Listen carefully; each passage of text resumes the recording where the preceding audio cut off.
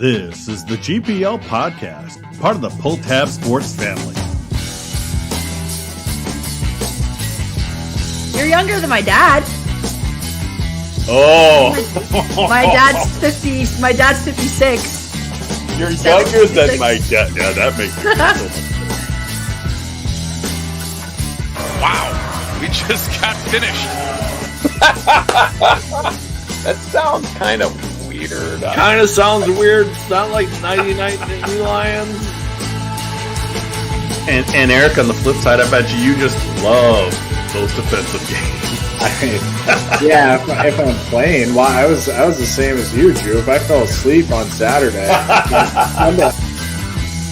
Now, here's Jupiter and Vigo.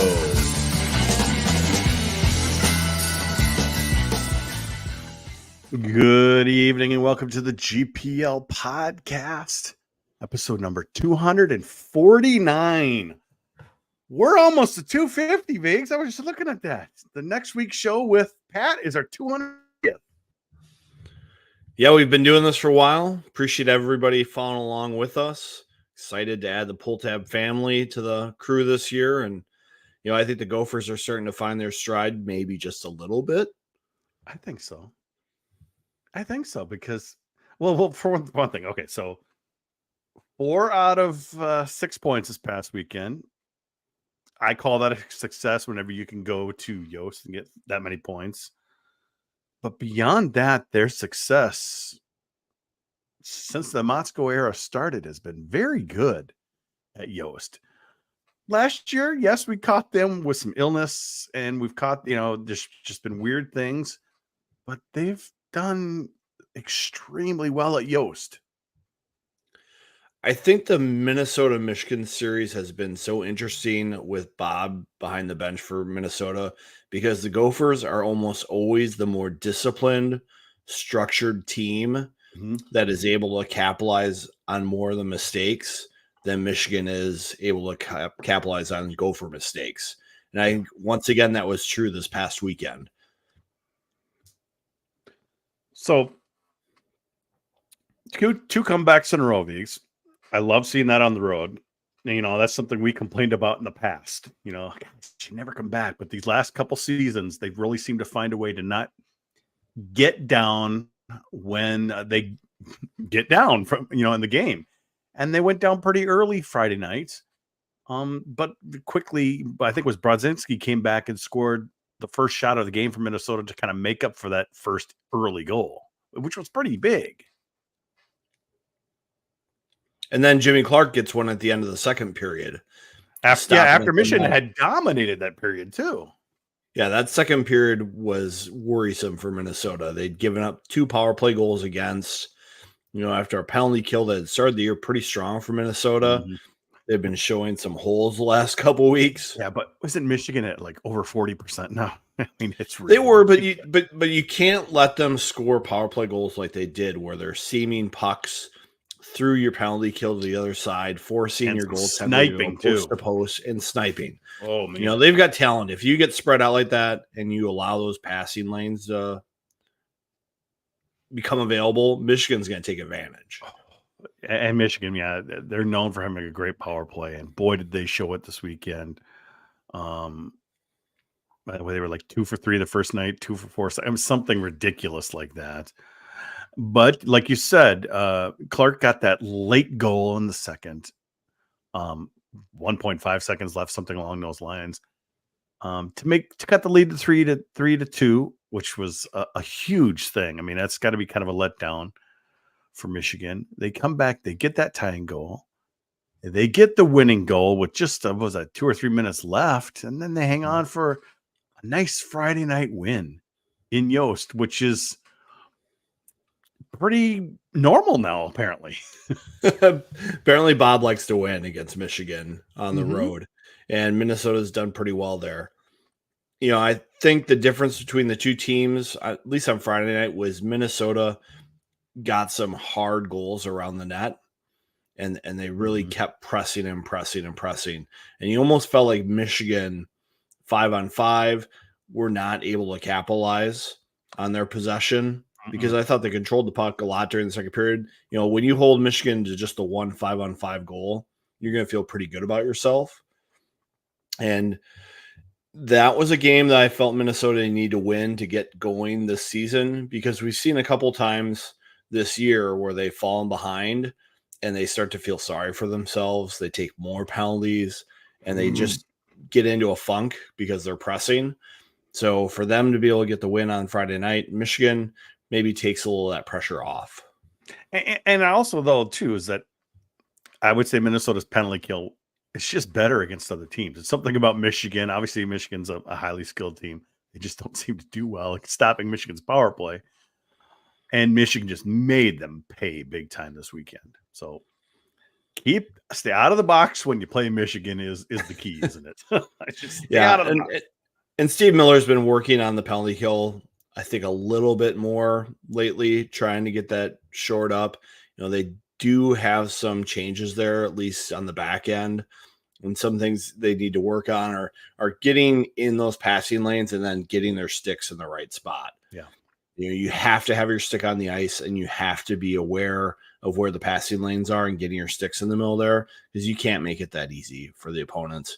And I'm pretty confident they'll be able to get it done. Steve Miller is known as a great tactician in college hockey. Minnesota seems to be going to that almost triangle and one on the penalty kill, where they have the 2D on each post and they have a forward sag into the middle of that slot. You know, they're kind of in the right spots. I do see at times where, you know, the forwards of the D get caught chasing the play outside the dots, and that can create some problems for you, or they're not confident sagging back down into the slot, taking away those passing lanes. So we'll see if they continue to get better at that. I see our guy Eric Brever. I dislike our hang back PK. We are good enough to pressure teams and force turnovers. Well, I think the Gopher PK is really good at pressuring through the neutral zone. If you go back a couple weeks on the podcast, we were talking about this stat that Bob dropped to me during one of the availabilities, where he said of the 22 zone entries our opponent had, 16 of them we won and broke up. And when you can break up those zone entries with your speed and aggressiveness, you're going to be in a good position, because you can, you know, ice the puck during 30 seconds. You do that 3 times, that's basically a kill. But the problem is, once you get in the zone, you have to be smart about when you are aggressive and when you hang back. And I think what Brever is getting at here is, when you hang back, you got to wait for that moment to be aggressive. And against a team like Michigan that's not going to fumble pucks, those moments of being aggressive don't always show themselves.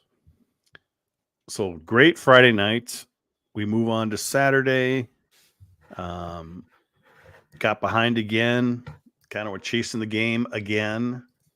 But, you know, we got another tie. Went to a shootout, lost the shootout. I want to get into that a little bit later. I don't want to get too much into that, but one thing I did notice Saturday night that was much better were the face-offs, because they were just getting killed on Friday night. So they did improve that. Actually, I saw Nelson was much better. Appeared to be, at least, maybe I kind of noticed more the key ones, like, you know, offensive zone when you have control of the puck, or a defensive zone. I noticed Nelson was better. That's still a concern for me. They need to get it up, their percentage up quite a bit. Yeah, and part of it's, you know, the number of centers they have right now, they lean on Nelson pretty heavy. Mm-hmm. They're trying to get Oliver Moore into that situation.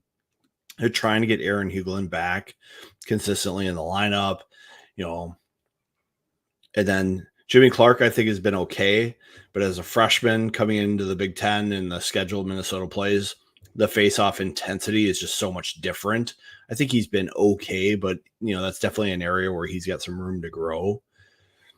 I mean, Bob always talks about the center being one of those critical positions to set when you're making lines, and then you go from there, and everything's a little bit in flux right now.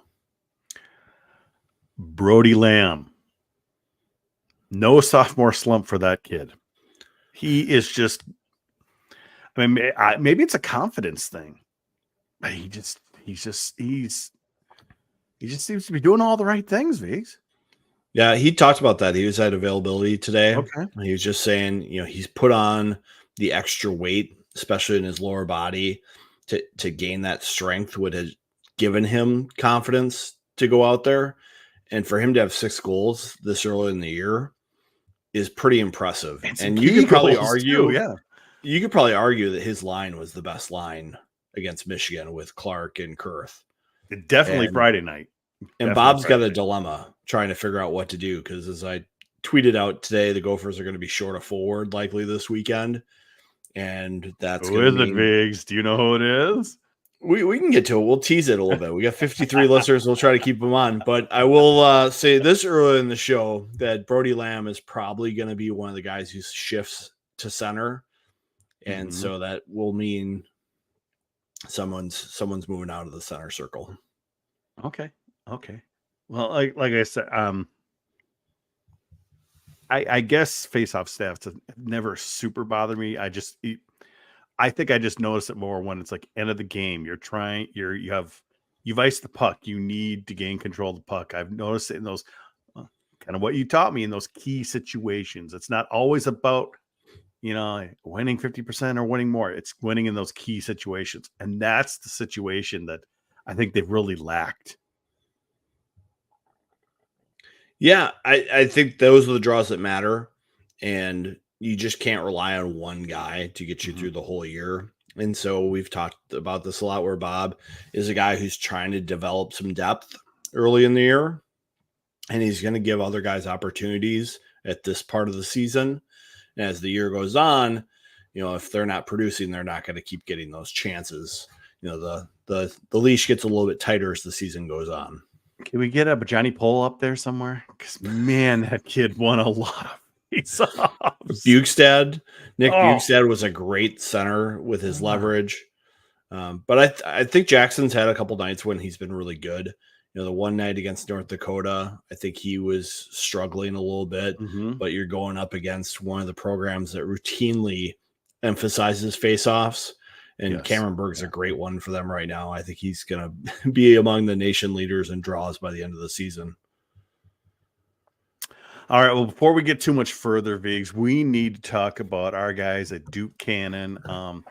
I've been loving their product so far. Well, the one I use, I've been loving so far, the newsman stuff. That's I can put my hair straight up. But tell us a little bit about Duke Cannon. Yeah, as part of the Pull Tab Sports family, we got to make sure our hockey hair is elite, because that's where John King got his start, was with the all hockey hair team. And we're creating something special here in the area that some call flyover country. It's not going to be much longer. And one weapon in your hair care arsenal should be Duke Cannon men's grooming products.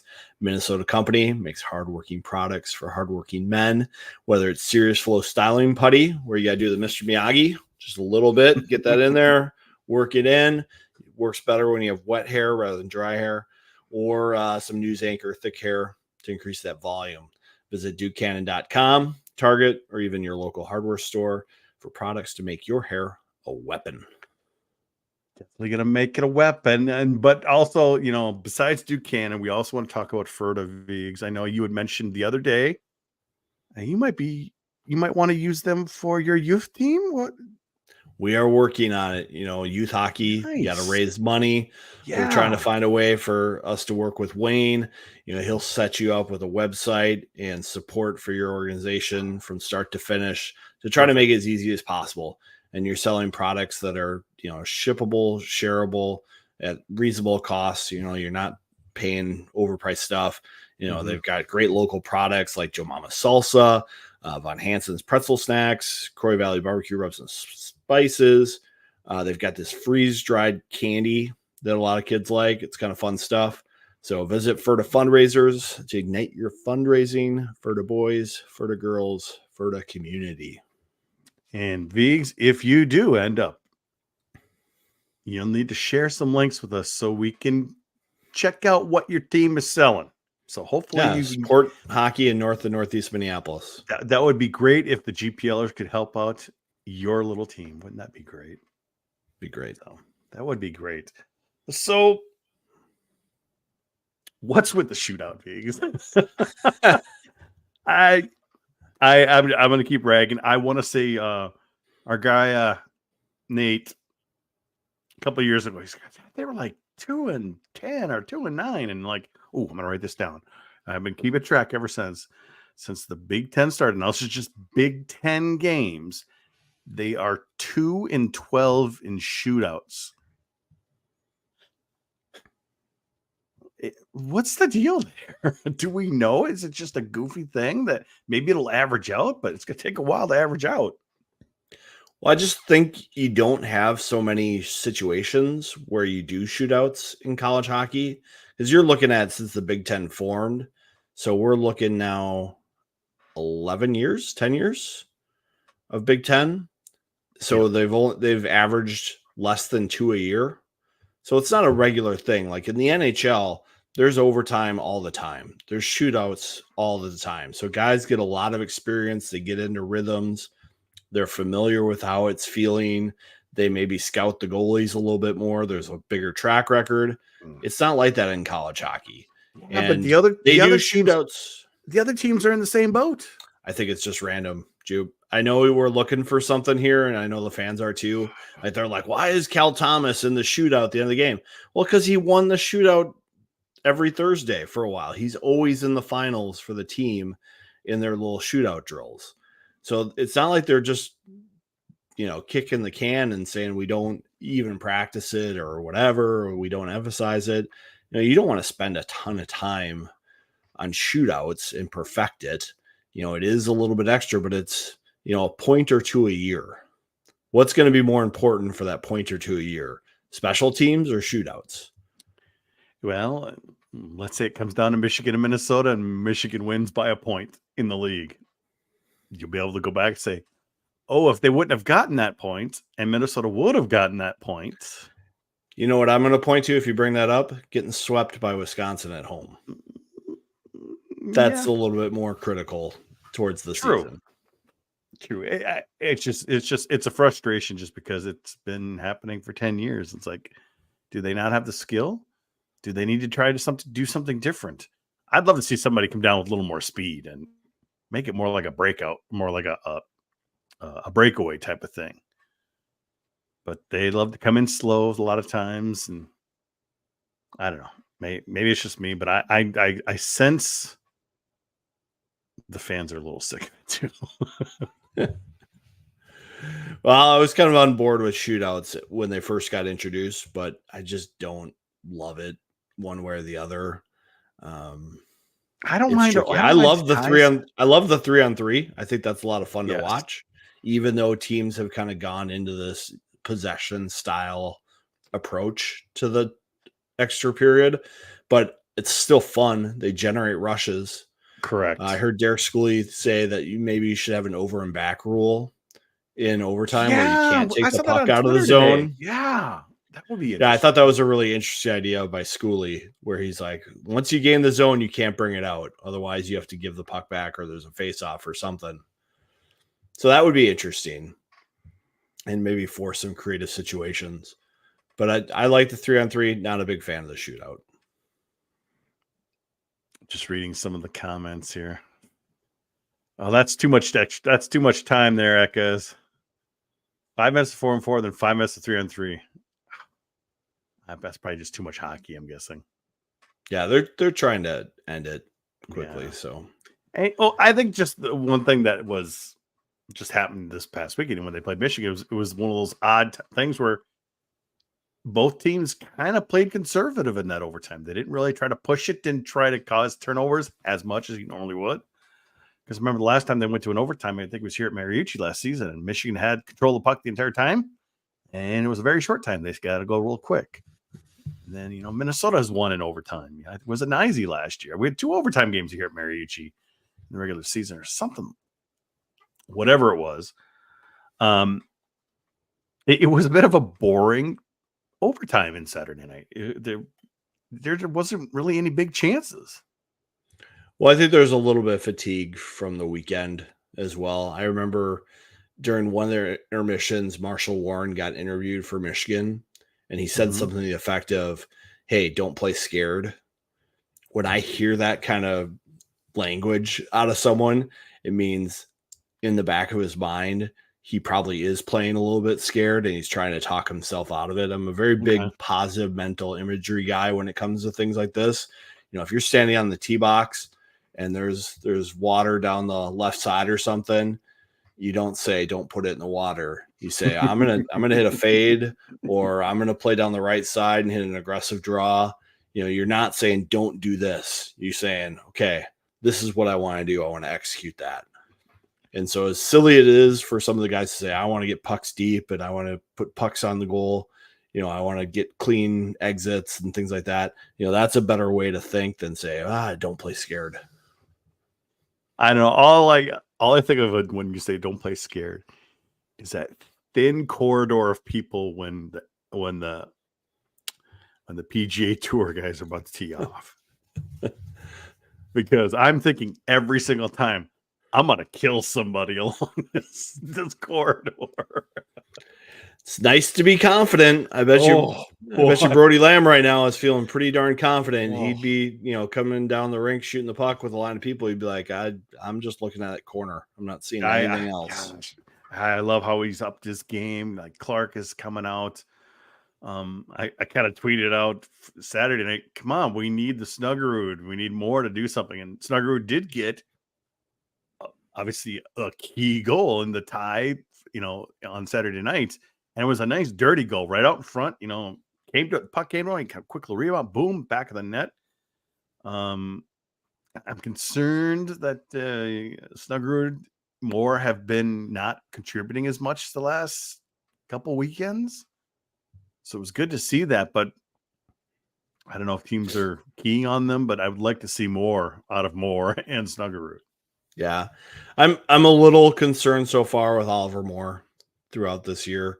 It just doesn't seem like it's coming very easily to him how to integrate in with the lineup. He seems to be skating himself maybe into the wrong spots or deferring too much. When you look at guys like Connor Kurth, he's not scoring a lot of points, but you're seeing him drive play and be direct around the neck and Stronger on the puck and contributing. And I think Oliver Moore might have to go, okay, it's not coming to me really easy right now. What are things that I can focus on that I know I can accomplish and build up from there? So I think we might see some different lines. I know Bob was joking in availability today that everyone wants to play with Jimmy Clark right now because he's playing so well and he's so reliable. Maybe you put more with Clark for a little bit here to see if you can ignite him. One thing I did notice, I can't remember which. Well, I think it might have been Friday night when Pitlick was supposed to be on the top line with Snuggerud and Moore, and it was Pinonimi for a while there. I'm like, where's Pitluck? Pitluck is the guy was saying, where's Pitluck? And Huglen. It was tough. Pitluck. I'm like, wait a minute. I went back to the start. No, I saw him playing on the fourth line for a good first half of the period, and then they flip-flop, and then Pitlick was out there.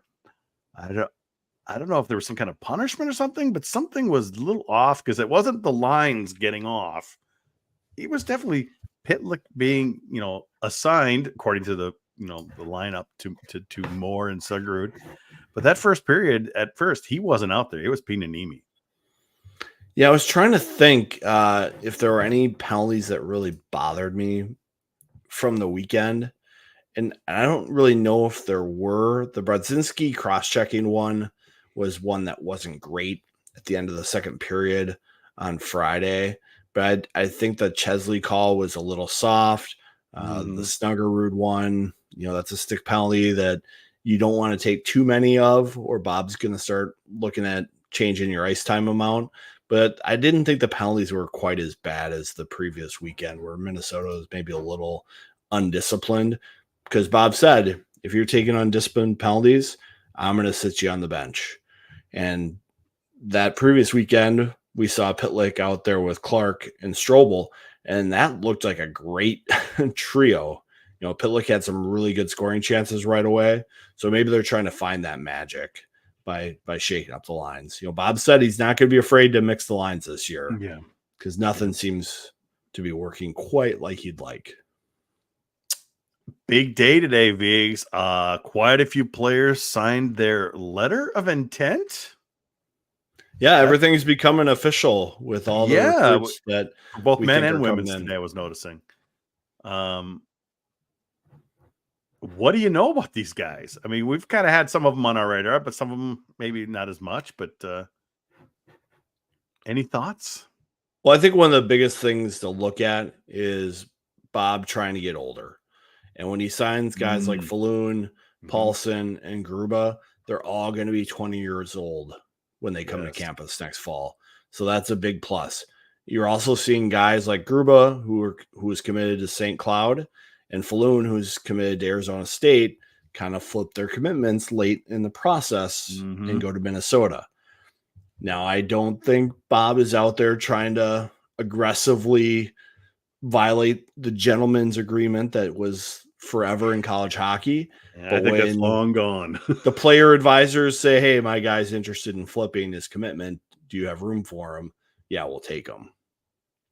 So I think that's important to see there. I still expect Beckett Hendrickson to come in next year. Still expect Owen Bartoszkiewicz to come in next year. And then there's the two under 18 guys that were in Finland. So their signings were a little delayed with Brody Zemer and John Whipple. And those guys don't seem to be kind of like your top U.S. national team guys. I would still expect them to come in since they signed their national letters of intent. Maybe they're guys who would benefit from another year in the USHL, like Beckett Hendrickson kind of decided at the last minute last year that he wanted to stay. So maybe they'll get that option. But when they sign that national letter of intent, it means the school has a spot for him next year and the player's intending to come. Unless you're Hendrickson. Or Nevers. Mason Nevers signed Correct. a year early to get colleges to stop contacting him because he wanted to be a Gopher. And then he chose to delay his enrollment a year. So we'll see. When we look at the Gopher roster, there's anywhere from 4 to 7 spots that could open up for next year. But I just think that the interesting thing is getting these older players, which we've been talking about at Minnesota for forever. I'm looking at So what is that? Brody Zemer? Mm-hmm. How do you pronounce his name? I'm seeing he's the U.S. player. John Whipple, a kid from Minnetonka. Just going through the Twitter on University of Minnesota. Eric Paulson, a Swede. And then we've got Falloon, like you had mentioned. It's kind of a big day. I had a lot of guys signing today. Yeah, and just so people know, Javon Moore was another player who was at his commitment ceremony for Minnetonka, but he didn't actually sign his NLI yet. It was just kind of a recognition ceremony for Minnetonka's athletes who are likely going on to certain schools. So don't worry too much. They're not going to rush him. He's a big forward who probably could use a little bit more time before he comes to college.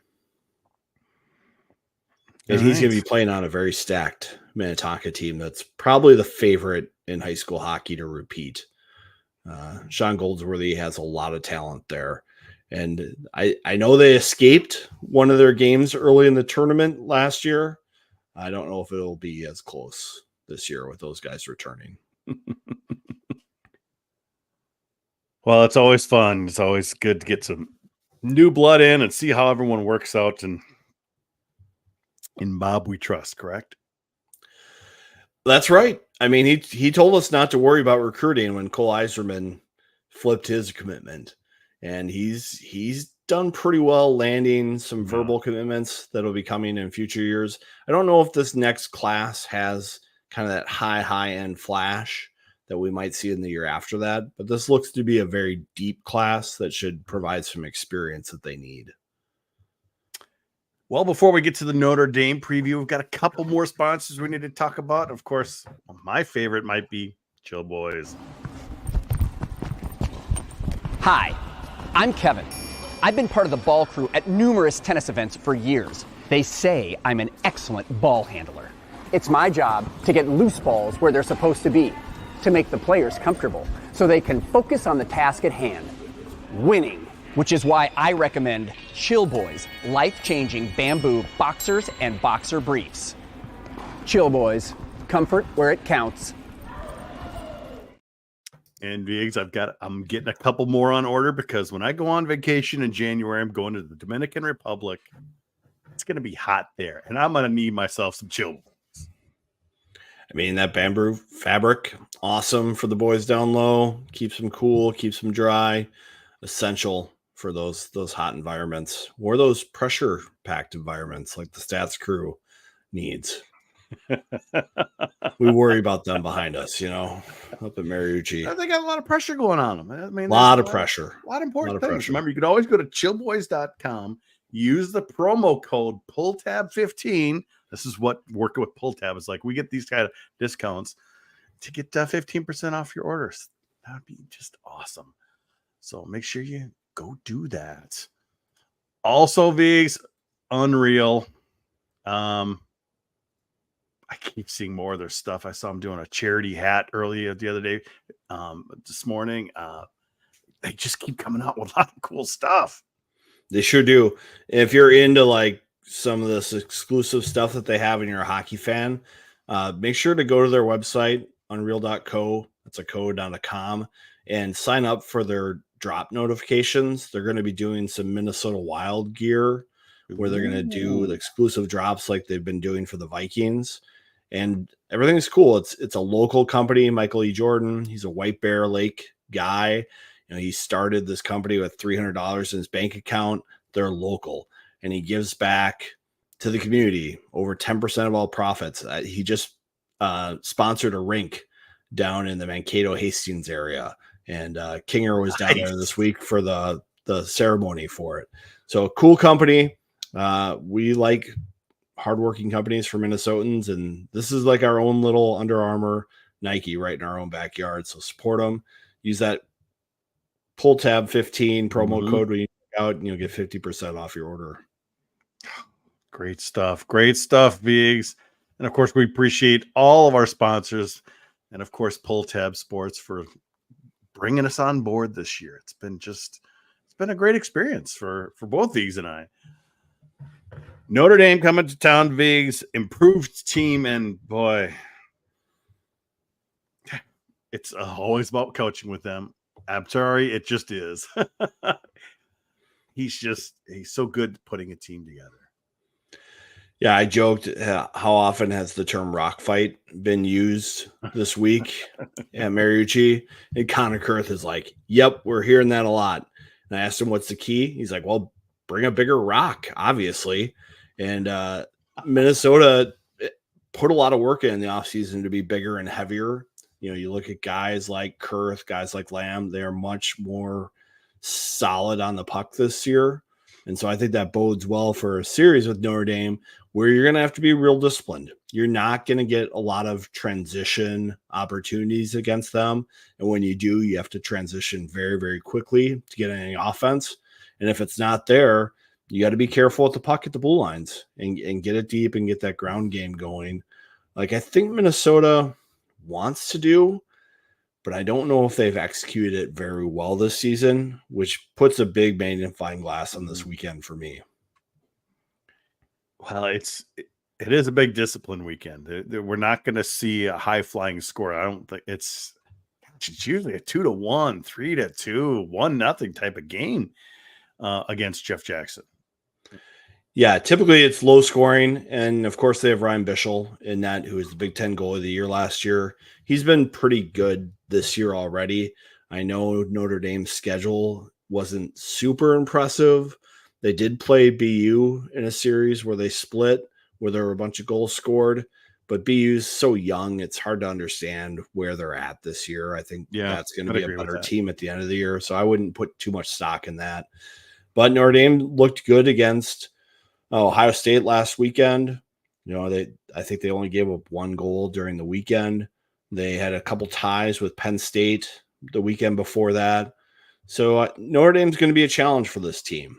And it's not a weekend where I think Minnesota can play like they have at times here, where they have to jumpstart their game midway through or try to, flip a switch, to say the least. They're going to have to be okay from the start and make smart plays. You spoke about, Notre Dame sweeping Ohio State last weekend, and I got a message from Cappy. I want to say Saturday night, he's like, you know what? Ohio State's not that bad. It's just the rest of the Big Ten is so good this year.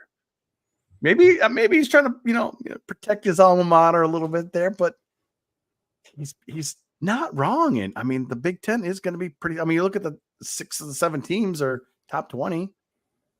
I will say Notre Dame made it look pretty easy on some of their goals. They were zipping around the puck pretty good. So you're saying Cappy might have been protecting it.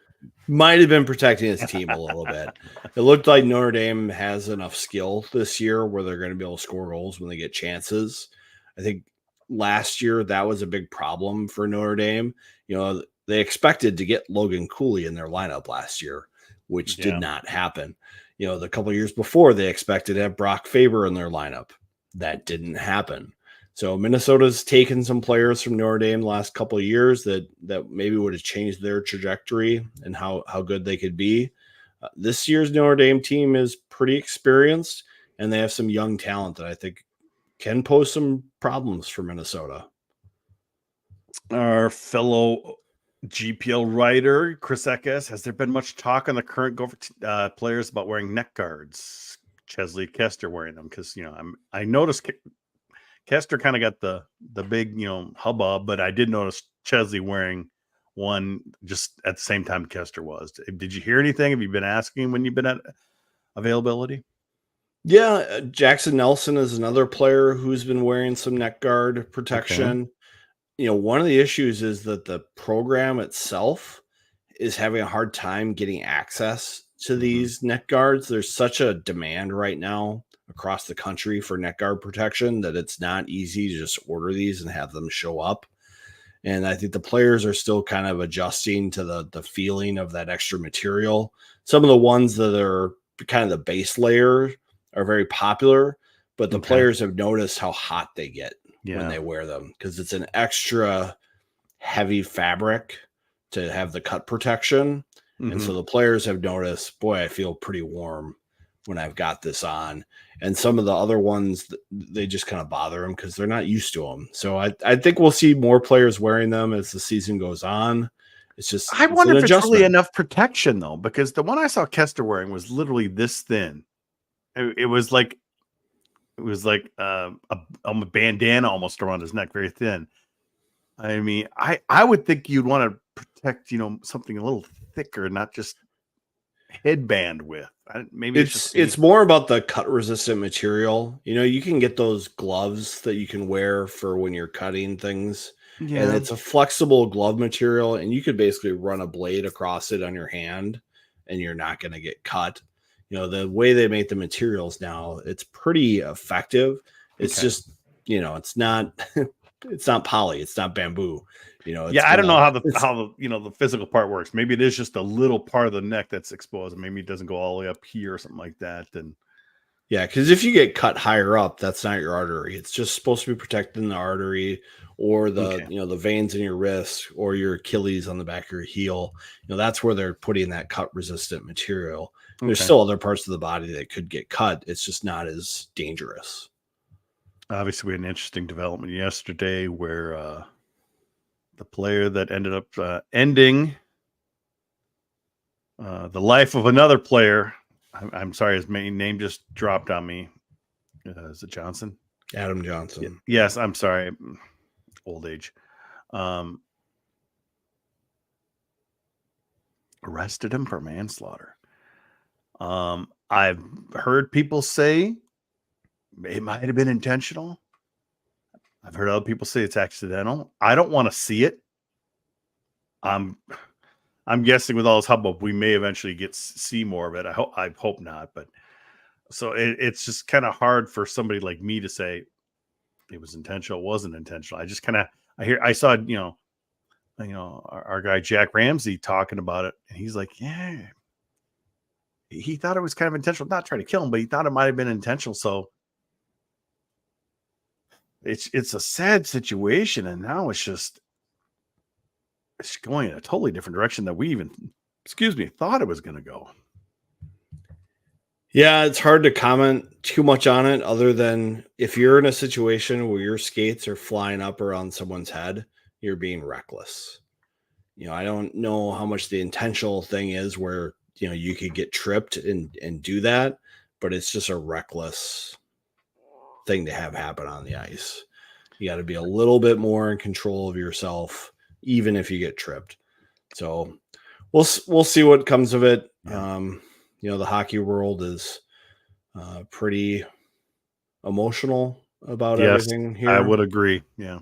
And I'm sure USA Hockey is looking at whether neck protection is something they want to mandate across youth hockey.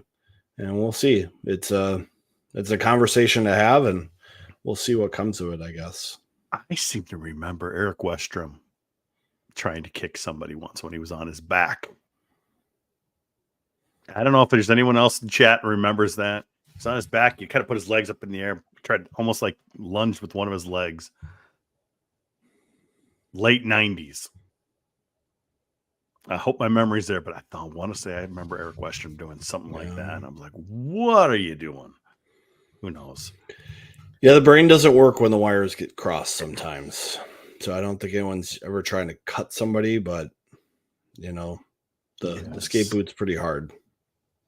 All right, well, let's go to something more positive. I saw somebody, Sue Slayer 14, bold prediction. This will be the Gophers' breakout weekend. What do you think? You think Sue Slayer's onto something, Viggs? Or is it just going to be more of the same, tough slogging to get that 2-1 win? I unfortunately think we're a little bit in this tough slog part of the season as Bob tries to figure out his line combinations. And we're going to be seeing a little bit different look on the power play this weekend, I believe. Minnesota is trying to get some more movement on their power play so they're not so stationary.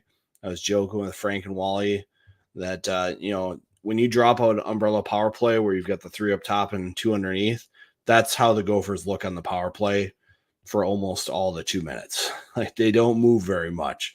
Everyone's going to be where you expect them to be, and they're just in that mechanical phase right now. So one way to get out of a mechanical phase is to do something almost completely different. And so I hope we see something like that out of the Gophers this weekend where they totally change up part of their approach. And so we see just something different, because when you do something different, you're not going to be mechanical.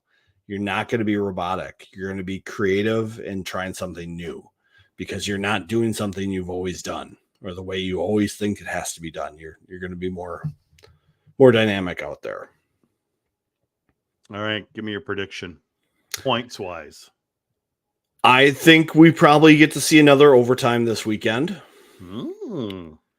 I think we see the Gophers win one of the games outright. Probably going to see another shootout loss. I think 4 points for Minnesota. 4 or 5. Tomorrow is shootout day for the Gophers. I'm debating coming by practice so I can see who wins the shootout. And no, don't go to practice. Seems like someone gets injured every time you go to practice. That is true. Gophers will likely be without one of their centers this weekend. Were you there? Were you there for that one? I was there when it happened, and the player immediately looked at you and said, "Get out of here." Yeah. So I think I've seen 4 injuries now at practice this year. So if you catch the media availability from the rink live, you can see Bob just look at me and just go, what are we going to do? And it's like, well, don't kick me out of practice, Bob. I enjoy seeing what you do out here, but it's not my fault. So you're thinking 4 points, hopefully 5. I wouldn't mind seeing that. I'm thinking split though. Jeff Jackson just I still wait for this team to prove it to me. And yeah, like I said, Sue Slayer, he wants to see him break out. That would be great. We'd all be for that. A couple little housekeeping things. If people are subscribed to the GPL schedule, that calendar, you can subscribe to so you get the game schedule. You'll know when the next 2 series against Duluth is. What weekends for the next 2 seasons. So schedule, get onto the schedule if you're not there, or just look ahead and you'll see when they are. The next 2 seasons. I did some Freedom of Information Act requests to get those dates. And the contract with North Dakota is not official for that next series, but Minnesota Duluth is. Yeah, somebody sent me a text and like, why is this on my? It says on the. Where did you get this? I'm like, if you were, like I said, go to the schedule page. There's a little button there for Google and for Apple. Subscribe to it. That you'll always have the schedule with you. Because I use the same schedule. So you can go back a couple of years. You'll see all the games in there. And in fact, one thing I've done this year is with each of the games' schedule, there's a URL. So if you click it, brings you right to the GPL schedule page for that game. Tells you the TV, the time, the location, all that stuff is there. So it's nicely integrated. So nice little surprise. You'll know when those series are. So that's all I got for you today. You got anything else going, Viggs, here? Anything else you want that's on your mind? I do wonder how this team finishes the first half of the year. I think this weekend's kind of a big component of that, because if you look at the schedule, Notre Dame, Michigan State, Penn State, Ohio State. If you were to look at the Big Ten, I feel like this is the middle to bottom of the league. And if Minnesota is going to compete for a league title, they have to do very well the next 4 series. I've already got a sweep for next week. I've already got a sweep. They've won 14 straight against Michigan State. Let's keep it going. Let's go, baby. The Gophers have not been healthy this year. And Bob went with kind of a limited roster. There aren't a lot of extra bodies to practice with. So much so they brought a club team goalie officially onto the team this last week. Friday afternoon. Well, he's been practicing with the team. Yeah, we did see him in Grand Forks. Yes, yeah, he's been there for a while. But there's a lot of injuries that they're dealing with, and they kind of have a short roster. Are we going to see Nick Michael come in the lineup, the St. John's transfer?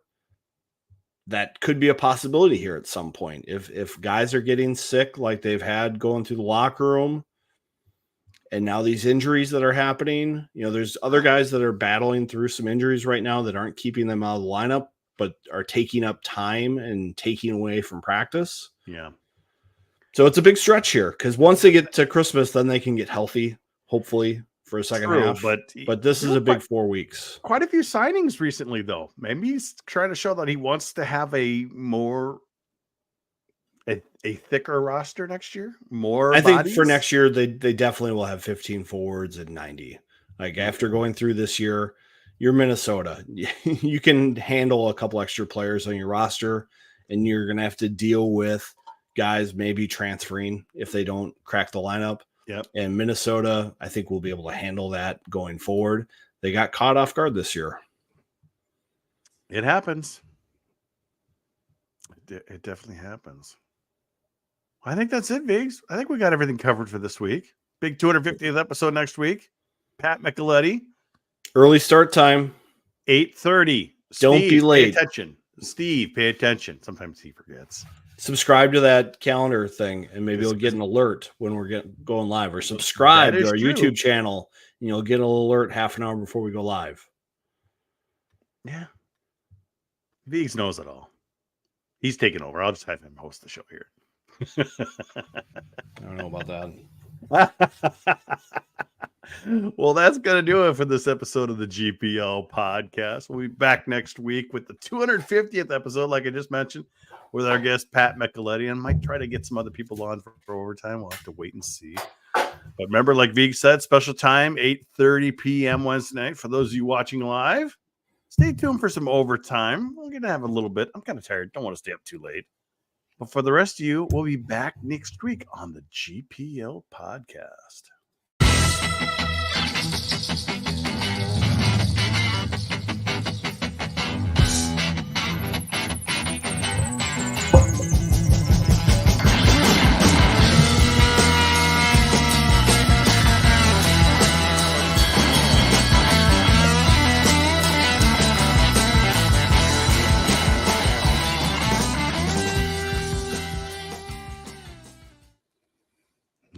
Handmade Vigs. Ooh. Ooh. So this is a beauty from Three Floyds Brewing Company out of Munster, Indiana. This one's called Behemoth. It's a barley wine style ale. I can't see an ABV on here, but it's from 2015. It's usually going to be a big ABV. So it's like it's almost barley wine season. It's getting colder out, more fall-like. You know, it's time to bring out these big ales. Look at that great caramel color.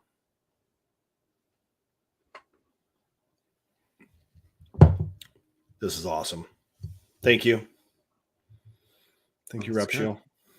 Hold on. I want Steve is like, if we would put it anywhere. Hold on, let me a second.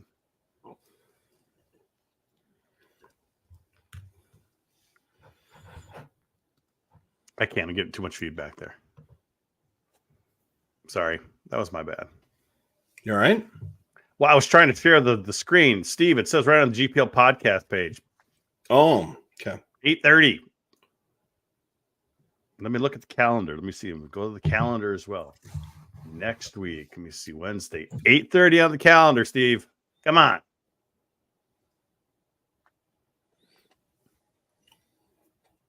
Jupe, you drinking next week? Damn right I am. Oh, yeah. Holiday. Yep. Is there a calendar for Craig Flores to load on his new Palm Pilot?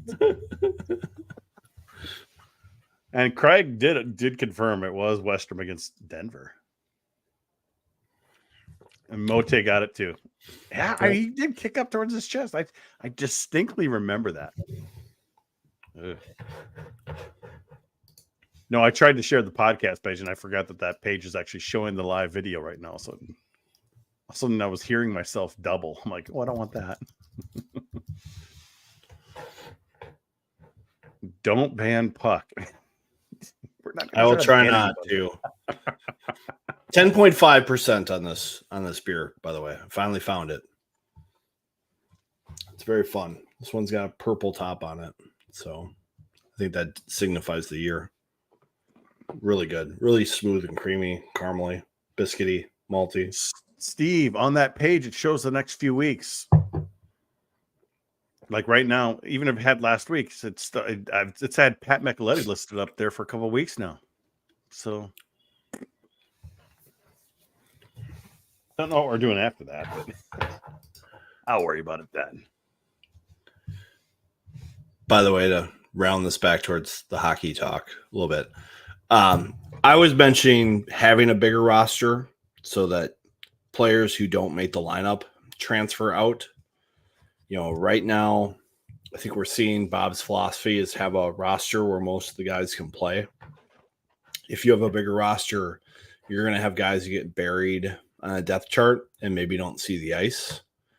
And so that can be a bit of a challenge at time in the locker room and with the flux of players in and out of the program because guys want to play. Yeah. But you either can do two things. You can have a deep roster where guys do that and sit, or you have a shallow roster where everybody plays, but you got to stay healthy. You see, I got my couch there, Viggs. Nice. The couch came in. It's black. Got some. Oh, let me bring up. Improves your acoustics in there, probably. Oh, the acoustics are way better. Hold on, I hit the wrong button here. Unlike Mariucci. Wow. Let me see. Got some stuff on the walls. Got some astronomy photos up on the walls. A couple of the 2017 eclipse. Those are actually my photos. A couple more here. Got some couple of comet photos. You're not going to see the comet. Oh, you can actually see the comet one of these, and some of my kids and family and stuff over there. So I'm hoping to get to make this wall, the hockey wall, and the one in front of me as well. So it's coming much better. The acoustics are much better. I definitely liking it now. So, and you know what? When I'm working, I can grab my work laptop and just go sit on the couch when I'm working if I need to. If I'm kind of sick of this chair. I might even have to do a podcast from the couch. Just, hook up just attach the mic to my little table here, get my laptop in front of me. Get your gestures down. Yeah. And then you'll be set. Paint a big M on the wall. I'll have a couple of Minnesota pillows. They're coming tomorrow. I've got my metal M over my shoulder over here. I thought about having that guy who does all those 3D things. He does great stuff. I thought about having him do it. Just not sure yet. Because this is an office. I do work at 3M. I have a presentable place. So I have a variety of photos. And I do love my astronomy stuff. I like picture of the sun with Venus and the comet and whatever here. When the marijuana stuff became legal, I got a reminder from the U of M, because that's my day job, not to have marijuana plants growing in your background during team. Are you serious? Zoom meetings. Yeah, they're like, hey, just so you know, not appropriate university conduct to have your ganja plants in your background at your home office. And I was like, I don't know about that. I think I could if I really want to, but oh well, I guess I won't.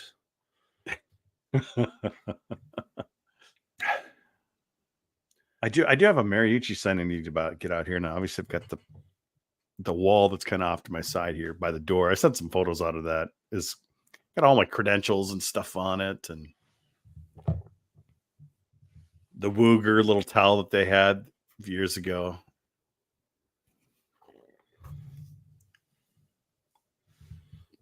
Puckhound wants me to do a podcast from the bed. That's when we have Kinger on and we're trying to go till 3 in the morning. We should get Kinger on for overtime next week. He's a busy guy. He's all over the place these days. I know, but he's got all that pull tab sports. I might hit up a few people to have overtime. So we know Pat's not going to stay for overtime. It's past his bedtime. And he's still bitching every week, Pat. If you're watching live right now, it's way past your bedtime. You really should not be watching right now. Well, he's got to be ready for TV. He's like, how come you guys haven't changed that time yet? He's got to be ready for TV. He's got to keep that beautiful smile going. Yeah, but he's also going to have, times where he's doing,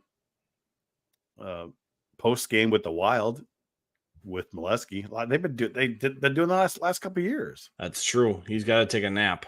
I think that's going to be the key. That was a good one, Jared. Oops. Sorry. There we go. Nothing beats holding and the heaters for overtime. Just the big haze of smoke. Cloud of smoke.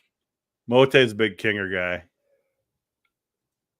I think we should get Kinger on a regular show and have him do some of these commercials, because his commercials are great.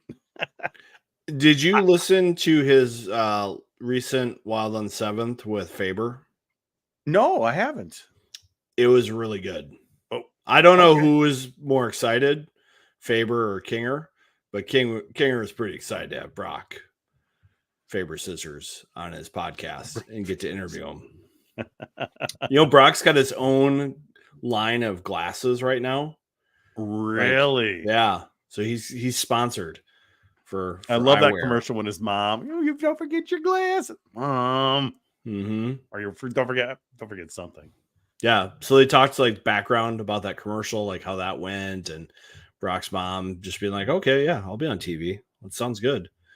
And one thing that came up that was interesting was how Brock flipped from Notre Dame to Minnesota, which was kind of a cool story. When he went to the national program in Ann Arbor, he got kind of homesick and realized he didn't want to move away from home for college. And so he flipped back to Minnesota. It was really good. And that was really good for us, too. Really good for Minnesota. Even though Kinger even said, Brock, you should have been out there for that first shift of overtime. I've thought about that a lot. And Faber's like, I think about that too sometimes. It was real emotional at times. Well, I had people complain about the photo for GPL of him hunched over in Nevers, consoling him. Mm-hmm. I didn't get anyone's face in it on purpose, but I thought it was a great shot to show how heartbroken they were. Do you think it means a lot to you as a fan and you're pissed? These players were invested. I actually have a large print of Faber coming. That's for this room. Ooh. Now, what if I can bring it up here? I don't know what I did with it. But it's it's the one where he's leaving the bench, going off ice. Probably actually have it up on GPL after when you sign, but I can grab it real quick here in a bit. But I'm getting it printed on. Viggs, you there? I'm here. I'm just Oh pouring man, my beer. Oh man, you were so frozen. It looked like you were frozen. I'm focusing, Jupe. It's very important not to look at this pour. It's almost perfect. Okay, I got to show you. It's only a 650, and there could be a little barrel remnants in here because it's so old and rich and creamy. But I had it printed on like PVC. Oh, cool. It's supposed to be a cool type of print. Let me see if I can find the photo though. I'm paying attention enough here. Yeah, he is the one bright spot for the Wild so far. The rest of the team is Dean said. But you can only do so much, man. Great players, he sucked. Like, okay, telling us how it is, coach. I think the fans needed 5 days off of games more than the team did while they traveled to Sweden. Yeah. Let me see. Share screen. I'll just share this. It's fine. So that photo. And it's going to be like, it's like 36 by 20 wide. Cool. So it'll be pretty big. It'll be nice. That was early in the season last year when he was just, leaving the ice. He was one of a kind. Yeah. So you feel bad for him. When he came back, he was pretty direct about it that he was coming back to try to win a national championship. Yeah.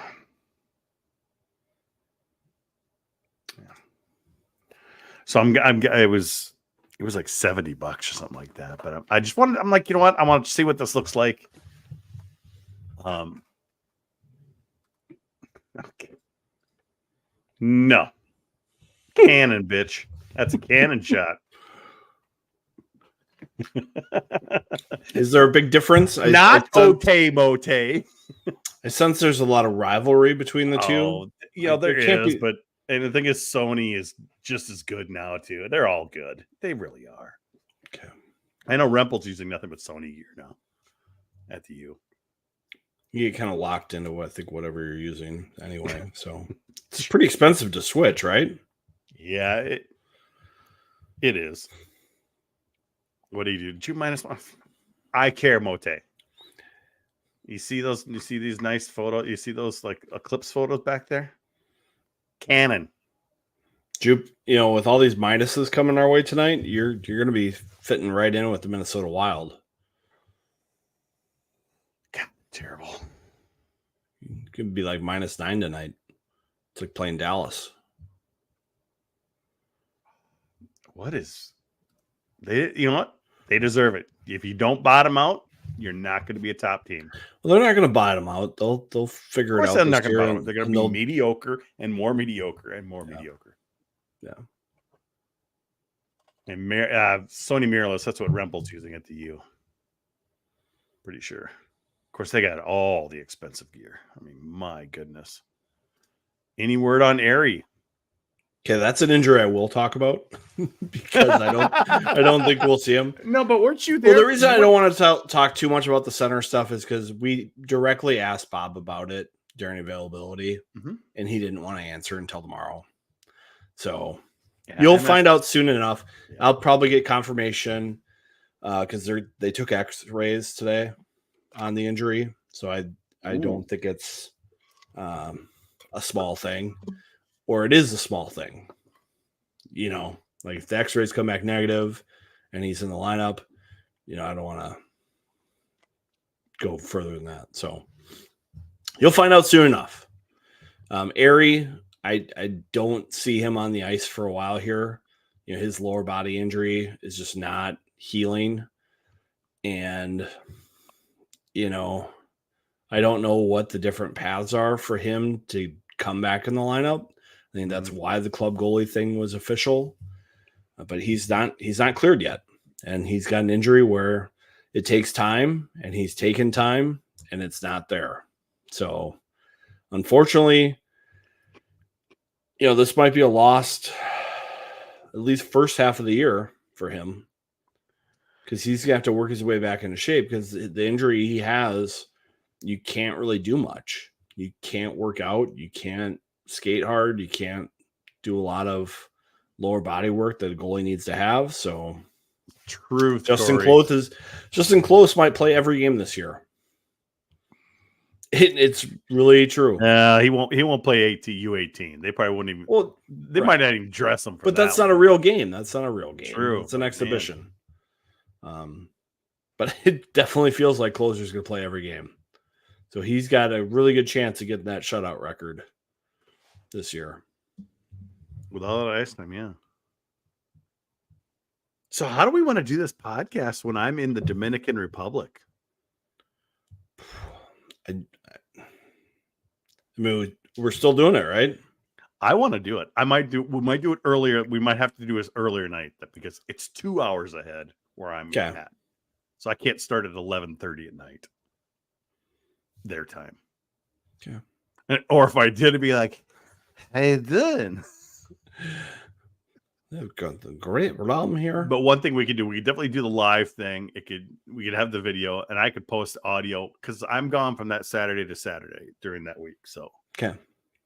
Well, we can keep it a little brief. I could just come on the phone. We've had many guests. Most of our guests are doing it for the phone. So we'll just join you, and I'll have you click. I could probably actually click a lot of buttons from this for all I know, but a little harder. Yeah. But it's not hard to hit start stream and start a video and live from Punta Cana. I know how to put the tickers on. Mm-hmm.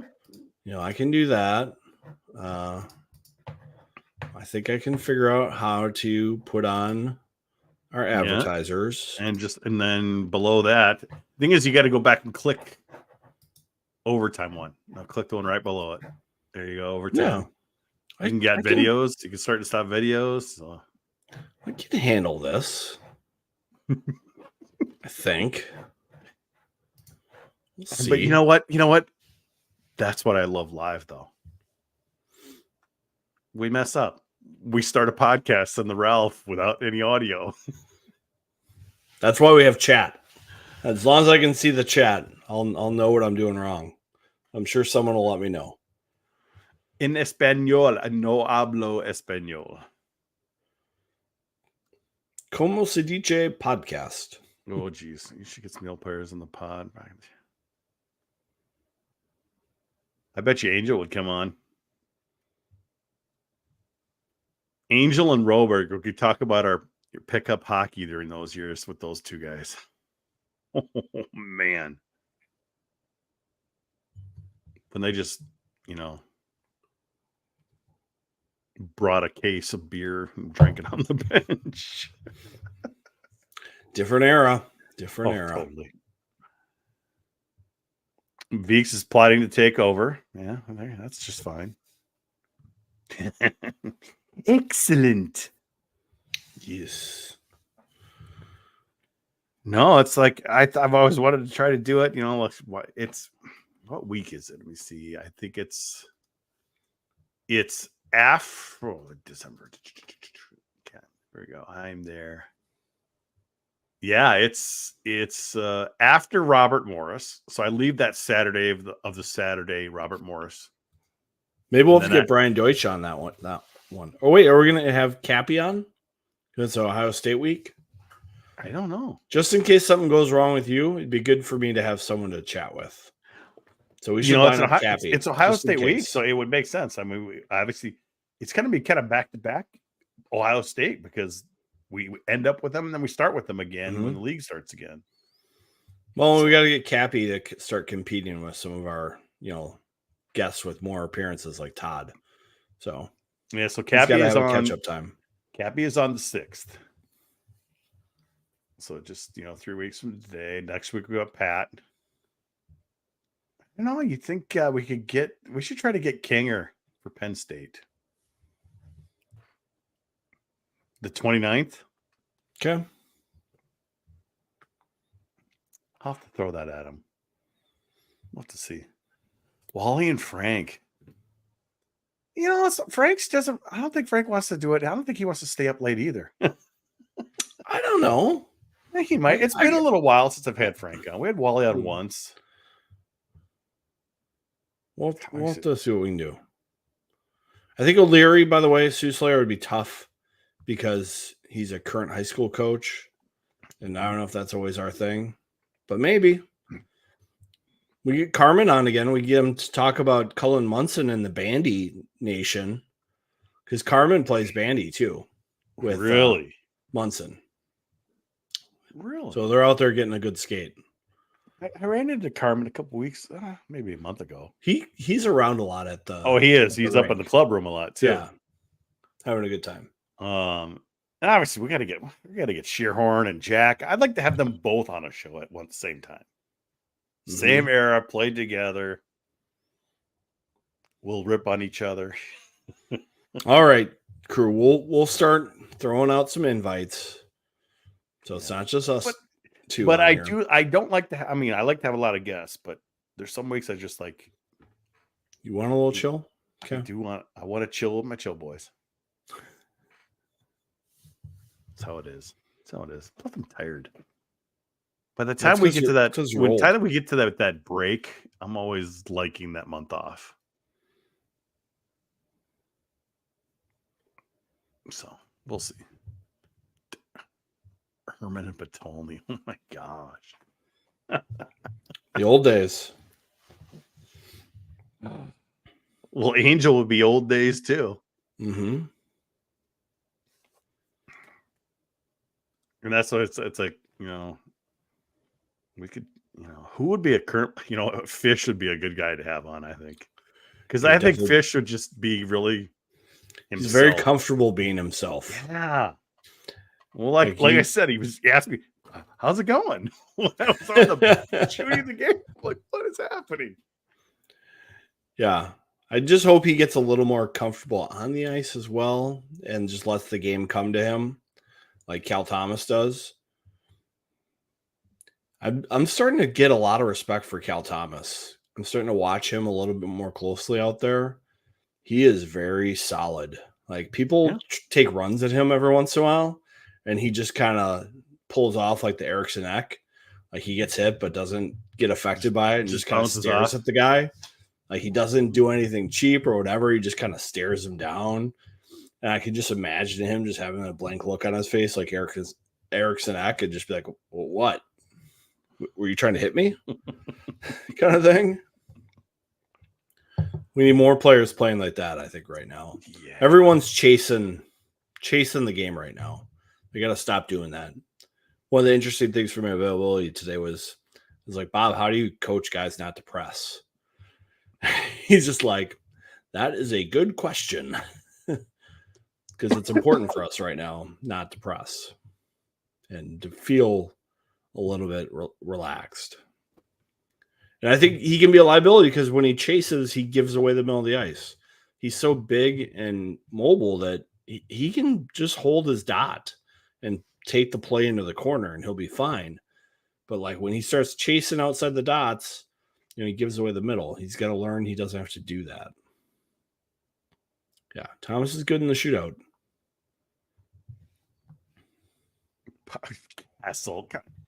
Kessel is not a Minnesota guy.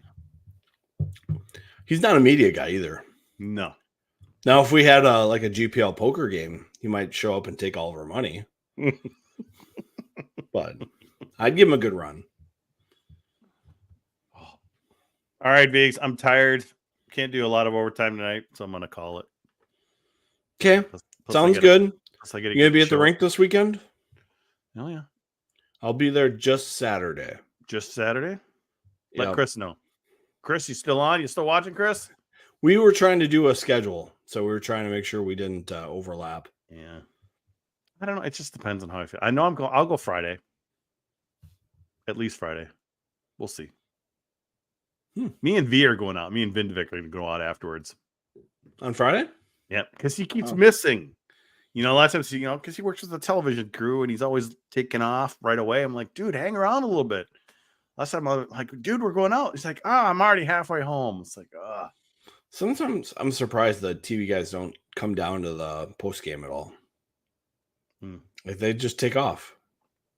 They're too good for us. Well, yeah, and then when Pat did that recently, he calls Wally. He says, "You didn't tell me you were going out. You never, you never asked." Yeah, if well, it's a Saturday. Yeah, that was Michelotti. He's the one because his wife was gone for the weekend. He could have gone out. I'm like, going.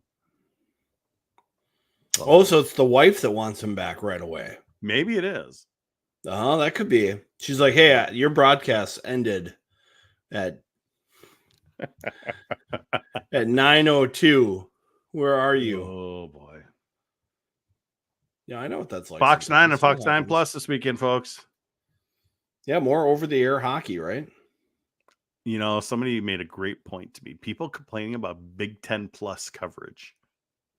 And actually, they were complaining, well, why isn't this on the Big Ten Network? Why isn't this the Big Ten Network? Yes, basketball, blah, blah, blah.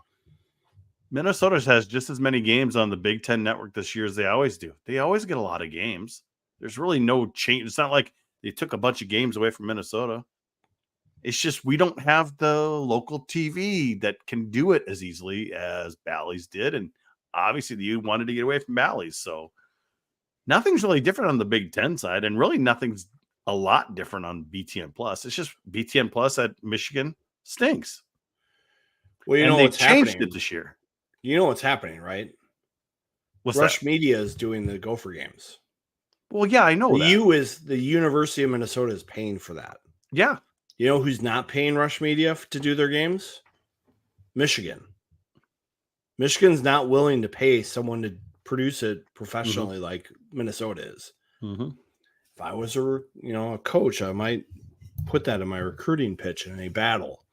Is that Minnesota will go the extra mile to have a nicely produced game instead of having a color commentator who sounds like a